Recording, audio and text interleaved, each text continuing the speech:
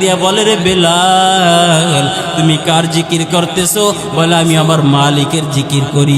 Umayya মনে মনে ফুলছে, মনে করছে আমার মনে হয় জিকির করতেছে। উমাইয়া বলে, বেলাল জিকির চালায়া যাও, তোমার কাজ আমি আসান করে দিব, আমি তোমারকে বেতন বাড়াইয়া দিব। বেলালে জিজ্ঞাসা করলো, রে উমাইয়া আপনি কেন আমার বেতন বাড়াইয়া দিবেন, কাজ সহজ করে দিবেন? বলি ইতিপূর্বে আমার যত গোলাম ছিল কেউ আমার গুণগান করে নাই, কেউ আমার জিকির করে নাই, তুমি করতেছো, তোমাকে এটা আমি বোনাস দিব। উমাইয়াকে ডাক দেয়া বলে, হে উমাইয়া আমি আপনি যে মালিক, আমি আপনার জিকির করি না, আমি করি এমন এক মালিকের যিনি আপনারও মালিক আমারও মালিক, গোটা জাহানের যিনি মালিক আমার আল্লাহ। আমি আল্লাহর জিকির করি।